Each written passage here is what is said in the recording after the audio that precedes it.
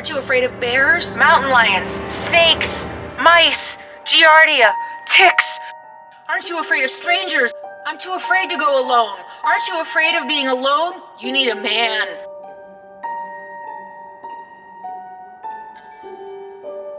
Oh my gosh, I'd be too afraid. I'm scared. I can't go out there. Hey friendlies, I'm Carolyn, and I've been living alone with my dog in an RV since 2016, and I have probably received thousands, maybe tens of thousands of comments and emails about being afraid of everything from bears to lions to snakes, mountain lions, to snakes, to bugs, to strangers and ticks and mice and giardia. I mean, the list just goes on and on and on. Literally thousands, maybe tens of thousands of things that you all think I should be afraid of in my RV life. I've covered this topic a lot, and it's one of my favorite topics to cover because I think fear holds a lot of people back, especially women. We are a society, a culture that's addicted to fear. And I can't help but think, I don't think that there's like a conspiracy theory, but it almost seems like it's on purpose to keep us in line, to keep us going to work every day, living in our boxes and our boxy neighborhoods and subdivisions, and going to work and sitting in our cubicle box if that's what we do, or the box of a brick and mortar store, whatever, you know?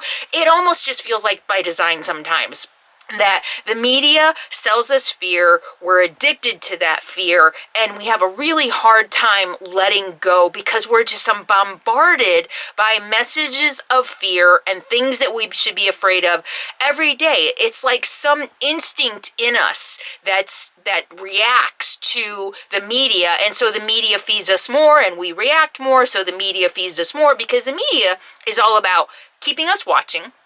No matter what you watch, it's about feeding us what we want, what gets a reaction in us to keep us watching so that they can sell advertising, right? And I've said this before, you know, when people are like, aren't you afraid of bears? You know, I just saw a story about somebody that got mauled by a bear. What you don't hear are the millions and millions of stories of people who go hiking by themselves all the time and don't get lost, don't die, don't get mauled by bears. Think about that. If you're constantly bombarded by messages of the dangers of living a full life and not of the stories of the millions of successes, our brains are going to start to think, oh, hiking equals getting eaten by a bear, because that's the only thing the media shows you, especially if you don't do it. And that's part of the reason I don't have as much fear as maybe some other people's, because I've gone out and I've lived my life. I have experiences, hundreds, thousands of miles hiking alone, traveling to 10 or 11 countries alone, traveling around the United States alone. So the more you experience life, the less afraid you become. So I wanted to talk about fear again today, and maybe in a little bit of a different and fun way to give some perspective, because all the other ways that I've been trying to show it isn't reaching everybody. So today I want to do something a little fun, okay? We're going to do some quizzes. Do you like quizzes? Say yes, I love quizzes in the comments if you love quizzes. So we're going to do something fun today.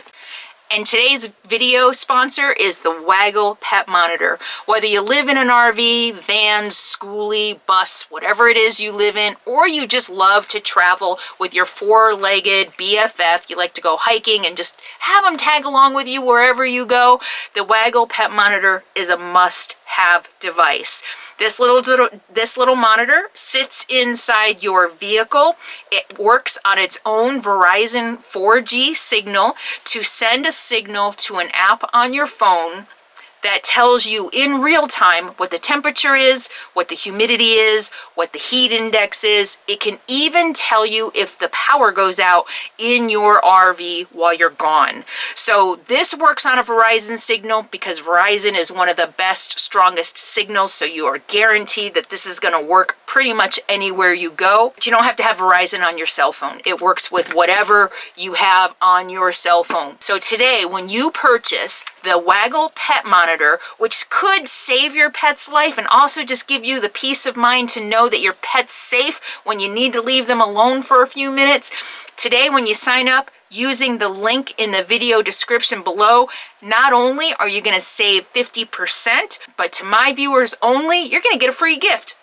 Waggle now has a line of pet accessories, and they're going to give you a free gift valued at $30 when you purchase the Waggle Pet Monitor today using the link in the video description. So go get yours now. I put together a fun little video to kind of put fear, all the things that you're afraid of that are keeping you from doing the things that you dream of doing, whether it's hiking, whether it's RV living, whether it's traveling. You know, and let me say, again, maybe I don't say this often enough, and maybe I've only said it once or twice. I made a conscious choice, maybe after my divorce. I made a conscious choice. I can either sit around and wait to find friends who like to hike and like to backpack, which I never seem to have. I've never had like friends who are like, yeah, let's go backpacking, maybe day hiking.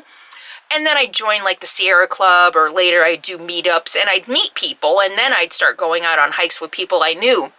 But there was, you know, I didn't always have people in my life who liked to do the things I like to do. And, you know, even a movie in the afternoon, or traveling to Europe, or living in an RV, I made a choice. I can either sit around and wait to make friends or find a boyfriend or a husband or whatever to do things with. I could be waiting forever.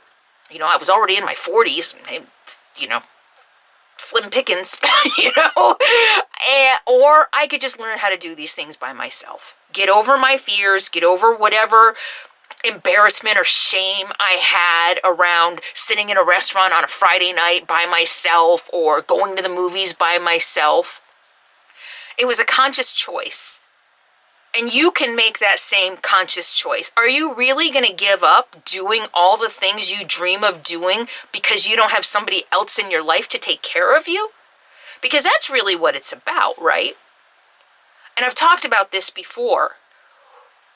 Fear is, I think my therapist pointed this out to me one time in relation to my audience and all the bombarding of you should be afraid that I was getting. And it's just, it gets overwhelming, especially in the beginning. It got very overwhelming. And one of the things that she said is sometimes people who have so much fear, it's not about fearing the bear, or fearing the stranger, or fearing being on the road alone.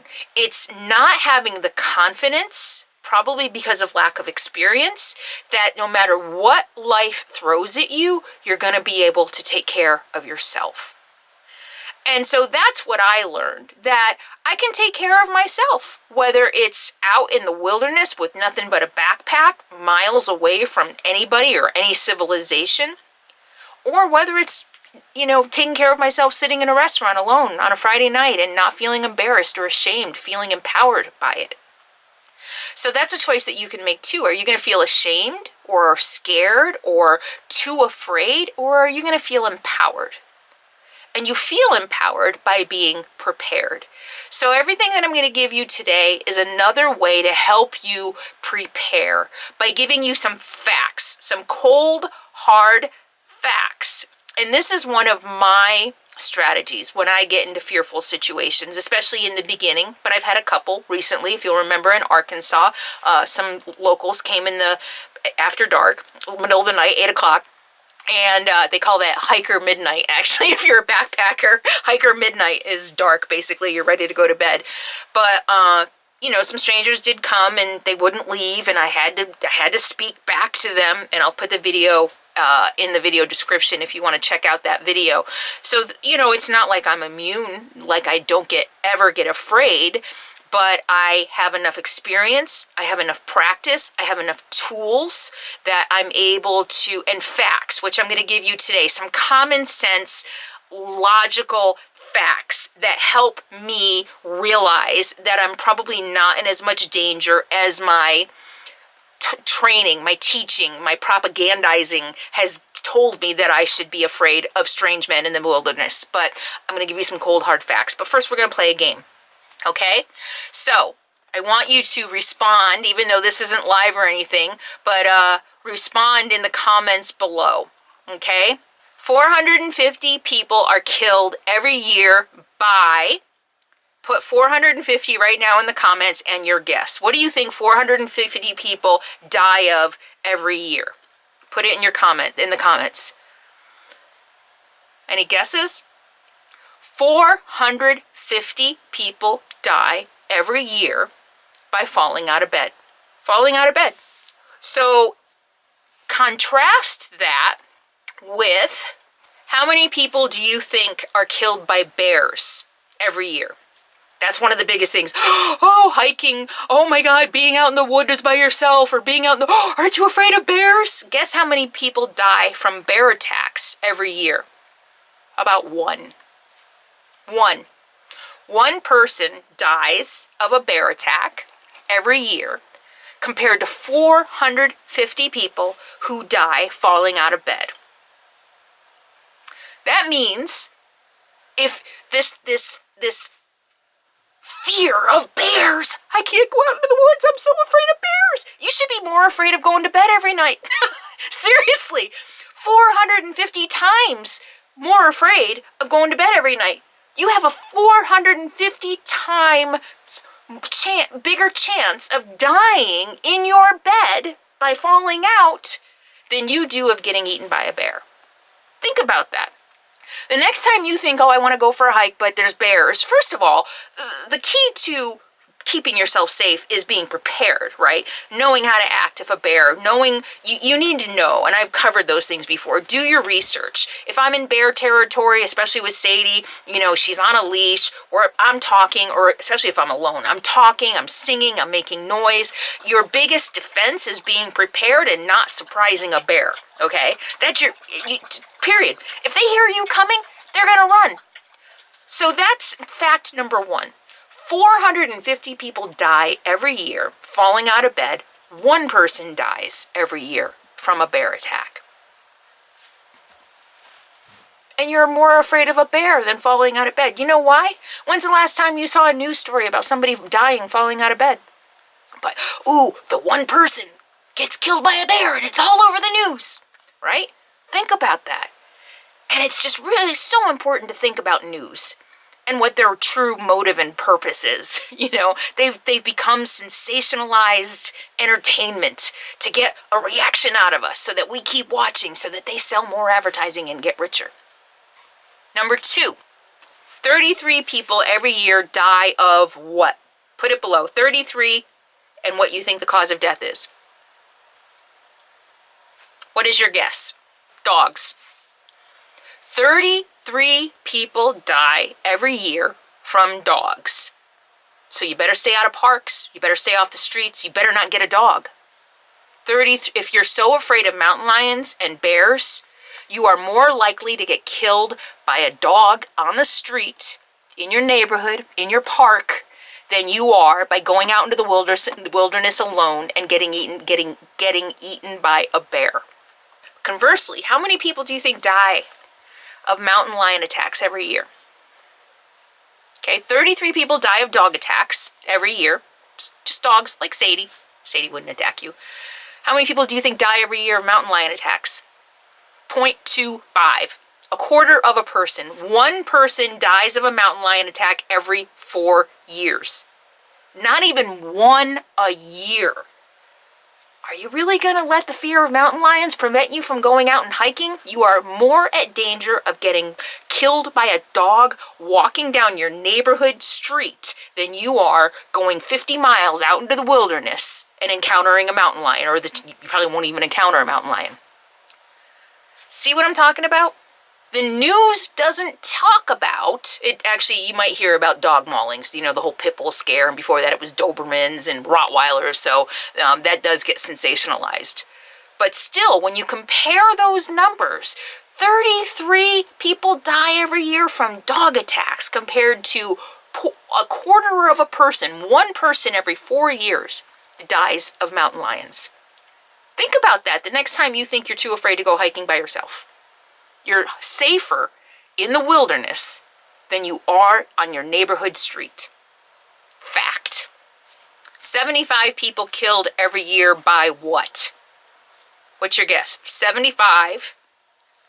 Put right in the comments, 75 killed by what? Lawnmowers. Yep. If you mow your lawn, or you're near somebody with a lawnmower, you are more at risk of getting killed by a lawnmower than either a mountain lion attack in the wilderness or a bear attack in the wilderness. And for those of you who are deathly afraid of snakes, and I'm not thinking about you. Someone's been writing me recently about snakes, but I wasn't thinking about you, I promise, but you might be, this might help you. 5 people die every year from snake bites. 5. Yes, there are 7,000 to 8,000 snake bites every year. That's significant, in my humble opinion. 7,000 to 8,000 snake bites every year, and nobody wants to get bitten by a snake. I mean, that's not fun, but only 5 people die. So 5 people die from snake bites. 75 people die from lawnmowers. Again, you're safer in the wilderness where there are snakes, including rattlesnakes, than you are in mowing your own lawn. And again, when's the last time you heard a news story about somebody getting killed by a lawnmower? It's just not sexy. Right? And John Deere or the lawnmower companies, I don't know, maybe they sponsor the channels. I don't know, right? Snakes don't have any money. Bears don't have any money, so they can't buy anti-bear or pro-bear propaganda, right? Think about that. They can't buy pro-bear propaganda. You know, and these are just the tip of the iceberg. I mean, there are pharmaceutical overdoses and prescription drugs. I actually read when reading this that 7,000 people die every year from bad handwriting of doctors, because prescriptions are misinterpreted and they get the wrong prescriptions. 7,000 people die from bad handwriting because they can't read the doctor's handwriting on a prescription. There are a million things out there more deadly than anything you're going to experience out in the woods, in the wilderness, in the desert, in the forest, in the swamp, alone. Everyday life. The things you do in your life every day are far more dangerous than being alone in the woods. That's a fact. So I covered the scary things in the forest. The last thing I want to talk about is the real dangers of traveling alone. Especially as women, and especially as a woman, I constantly hear that it must be dangerous, it must be scary, I can't travel as a woman alone, I'm too scared, what about this, what about that, you should have a firearm to protect yourself, and the list goes on and on and on. There's so much hysteria around women traveling alone, and it's worldwide. That's not just in the United States.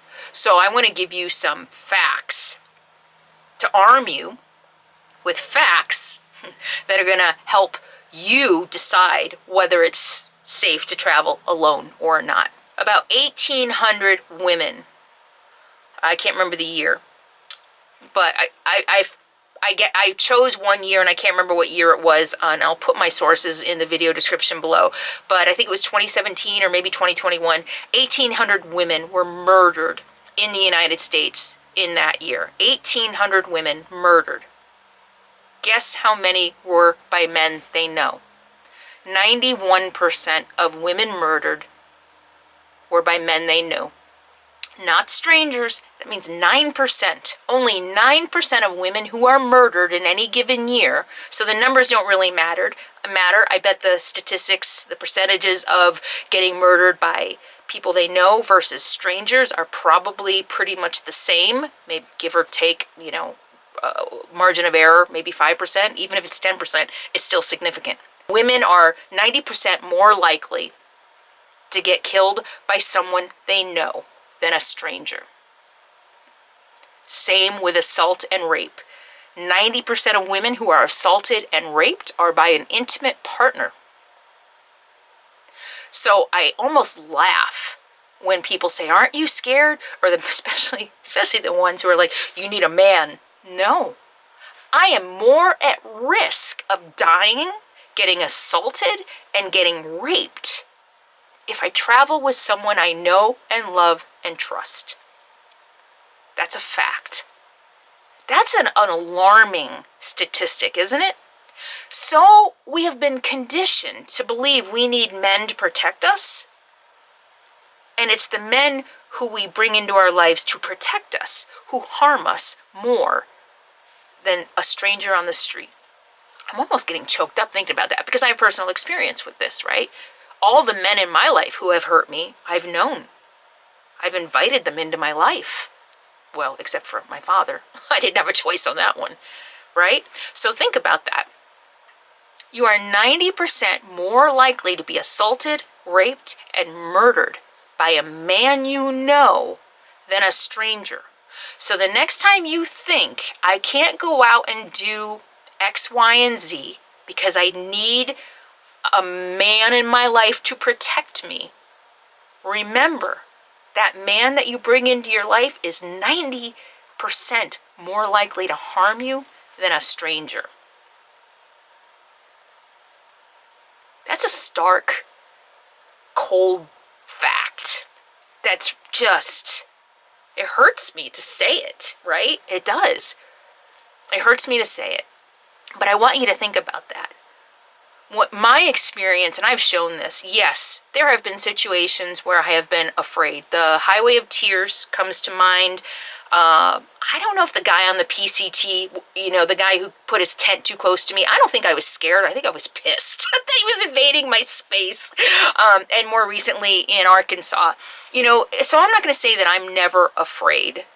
But when I think about these facts, and I show you those situations, A, to kind of show you what I did in those situations to help you prepare, and B, to show you that even though I was afraid, my fear is completely, most of the time, if you listen to your gut, but most of the time, my fear is completely independent of their motives, right? My fear was they're here to hurt me. Their motives were, who the hell are you and why are you in my backyard? Are you a meth lab? My fear was independent of their motives. My fear was coming from something else, right? But the fact is, that stranger was the he wasn't the 10% actually because he didn't hurt me. 10%, only 10% of harm to women are done by strangers. That's a pretty small number compared to being assaulted by a loved one, a family member, a friend, a husband, a boyfriend, a fiance. So yeah, the next time someone tells you you shouldn't travel alone, women, blah, blah, blah, blah, blah, I'm safer traveling alone than I am with a man. Period. Does that make sense? You understand that, right? I mean, I feel like I can't kind of keep needing to explain it for some reason because it's such a stark, almost counterintuitive to what we're told, that we're safer with a man, but we're not. We're safer with a stranger. Anyway, and I'm not going to go into, of course, that doesn't mean that your husband, your partner, your boyfriend right now is going to hurt you. I don't want to get into that. That's not what that means at all. It just means statistically speaking. If you look at the numbers worldwide, women are safer with strangers worldwide, statistically. Okay, so that is what I wanted to share with you today. Kind of some fun facts, a little bit of a fun quiz to maybe put fear in perspective, right? That you are more likely to get hurt. You're more likely to die in your everyday life. Mowing your lawn, falling out of bed, walking down the street in your neighborhood are more dangerous than hiking 50 miles out into the wilderness by yourself. By far more dangerous living your everyday life. But that doesn't make the news. Oh, woman lived her life today and didn't die. You know, that doesn't make the news. That's what I'm here for. That's really what I kind of feel like sometimes my mission is, to be the counter to all the sensationalized, hyped up fear you see. I want to be the woman who's out here living her life, not dying, you know, yeah, not dying. I feel like, knock on wood, a little suspicious there, right? And, you know, nothing bad is happening to me. Yes, I face scary situations sometimes, but in the end, nothing bad happens to me. So that's what I hope I'm teaching, is to show the counter to the sensationalized news, that, yeah, I have scary situations sometimes, and sometimes, yeah, I even sensationalize those to show that it was scary, but nothing happened, right? So yes, look at this. I want you to look at it. I want you to see those moments. I want you to see those moments of strangers coming into my camp. I want to make sure you see those and realize, okay, everything worked out. They weren't there to cause harm. They were just doing their thing, right? All right, that's it. Tell me what you think. Yeah, is this fun? You know, leave fun, hashtag fun below if you thought this was fun. And have I changed your mind? Have I given you more tools to help face your own fear? Sometimes I think logic, you know, yes, you have to listen to your gut. You absolutely have to listen to your gut. But sometimes logic also helps, right? When I'm laying in bed at night and it's just like, or if, whatever, you know, if I remember, I am more likely to get killed by a lawnmower than a bear. That can kind of help talk you down from your, sometimes irrational fears, and help you live your best and your fullest life. That's what I'm here for. All right. Thank you all so much for hanging out with me. Thank you for subscribing, watching, thumbs up, and sharing. Remember, check your subscriptions. YouTube unsubscribes people. So double check, make sure you're still subscribed, double check your notifications so you never miss a thing. I've got another travel video coming up for you Sunday night, so tune in then. And in the meantime, be happy, be free, and be kind. Mwah. I will see you soon.